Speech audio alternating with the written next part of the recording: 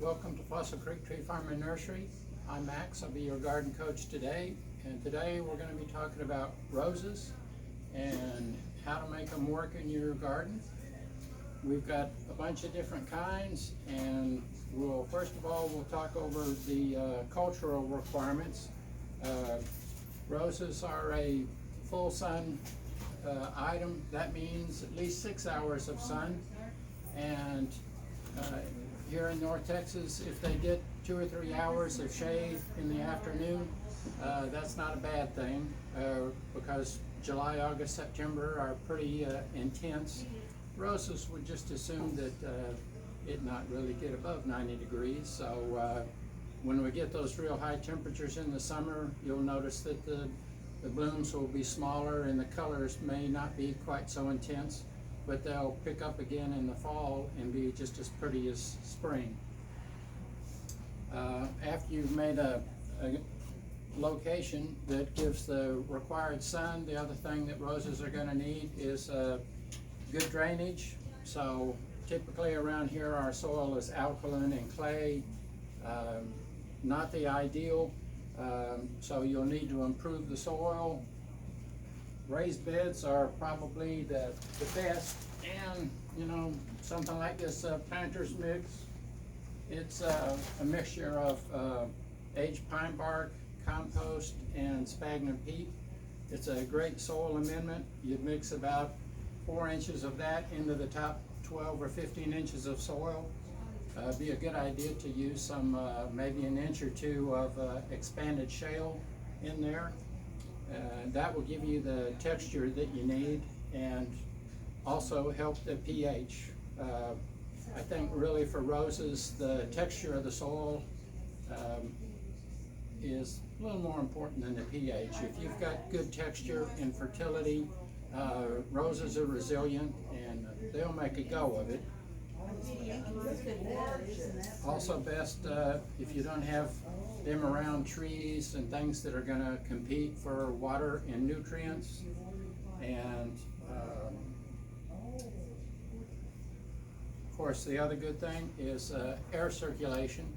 You don't want to have them in a closed off area, because it's best if their foliage stays dry.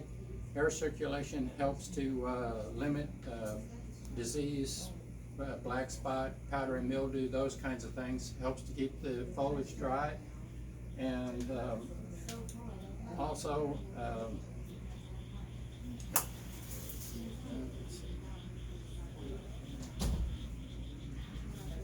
and of course roses like moisture, but they don't like to be soggy. So that's an established rose is going to require a good soaking probably once a week during the season. When you initially plant them, they may require more water more often than that, but not a bunch of water. Of course, they're resilient. If they go a little dry, you'll see the new growth wilt. You can water them, they'll perk right back up. And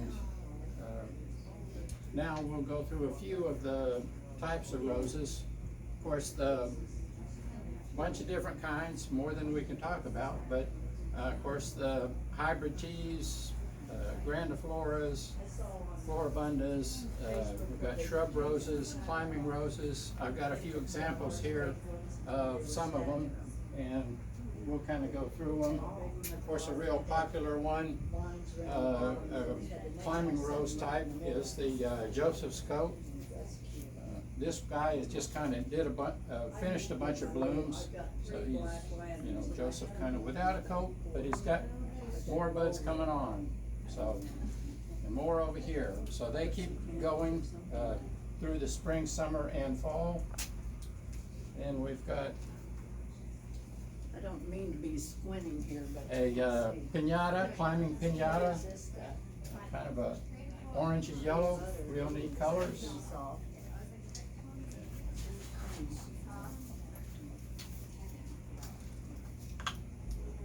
And Queen Elizabeth, that's kind of the quintessential grandiflora rose. It can get 5 or 6 feet tall.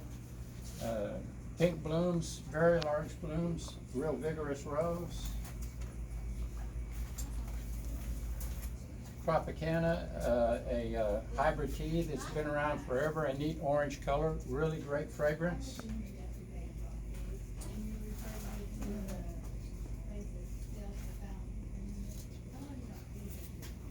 Here, we just got a bud on here, but a really neat color, intrigue, kind of a purplish red, kind of a unique color.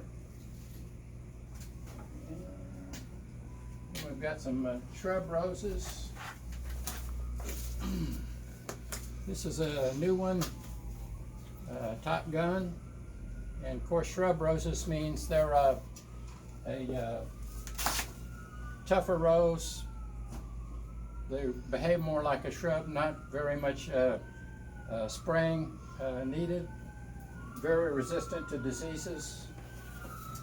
And of course we've got a white knockout, which neat color, a little bit of yellow to it, very tough rose.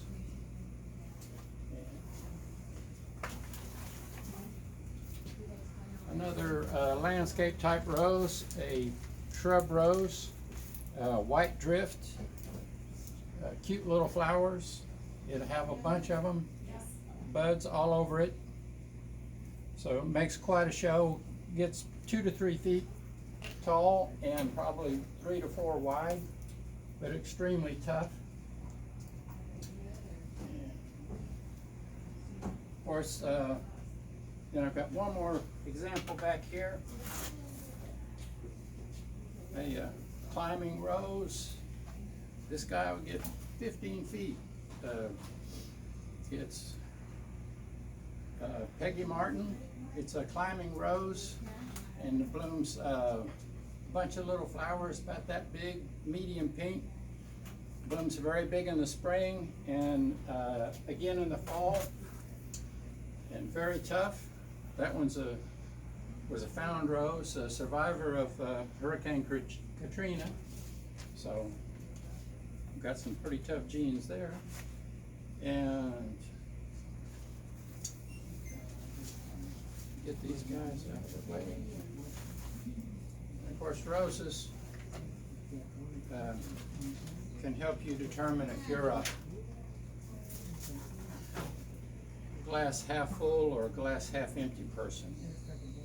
If you're a glass half empty, you go, ow, those roses have thorns. And if you're a glass half full person, you say, look, honey, these thorns have roses. So, all up to you. But they're very tough, perform fragrance, color. Also, in planting them, besides the planter's mix, you want to mulch the top of the soil. It helps to conserve moisture, deters weeds, insulates the roots from heat. And of course, roses are heavy feeders, so you're going to want to use a granular type fertilizer for roses. Lasts a long time. Go by directions. If you were to go crazy and want to do some roses, maybe some of the smaller types or whatever in a big pot, we've got a product called Grower Special, specifically made for any plants growing in pots. I've used it for a dozen years. Works great. And of course, when roses, they are heavy feeders, and when they finish a big bunch of blooms, after those are done, they've expended a ton of energy. Besides some granular, you could do a little shot in the arm with a water-soluble fertilizer, like a 20-20-20. And when I do that around here in a water can, I mix in a little magnesium sulfate. It's very water-soluble, gives roses a good kick. And you can do the magnesium sulfate, every 2 or 3 months. It helps with their vigor.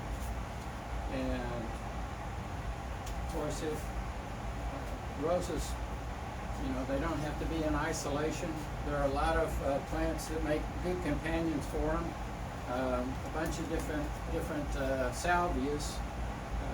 This is a new one, just came in. I thought that might be a Victoria Blue, similar to it, but it's a Sally Fun Deep Ocean. This one will get about 2 feet tall, but as you can see, if I can get it around here,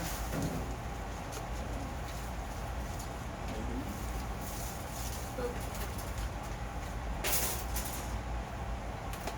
course it looks super neat with the orange of Tropicana. In the area with Joseph's coat, the wheels stand out, but you can play with a lot of the different salvias that would make neat companions for roses.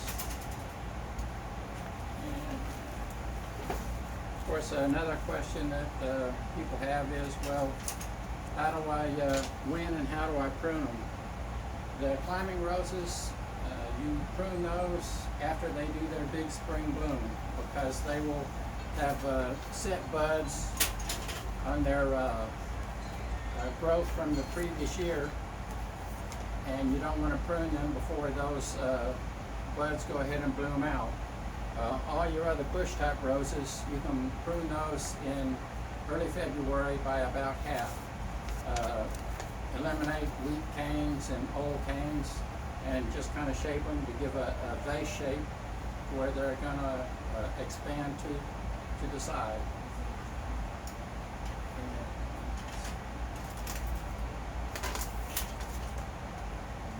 Of course, sprays, your main concerns, they can get aphids and thrips. Those aren't too difficult to deal with. Just some of the common insecticides we have on the shelf will deal with those. And also, you could get some black spot or powdery mildew. Just systemic fungicide sprays will cope with those. But that goes back to keep them in a situation where they get a lot of sunlight, good air circulation, and of course watering a drip system is the best because it keeps the foliage dry, but you can water them by hand, especially once they're established. They're only going to take it about once a week during the season, so that's not a big demand. And I guess that will about do it. Just get some and have some happy gardening with roses.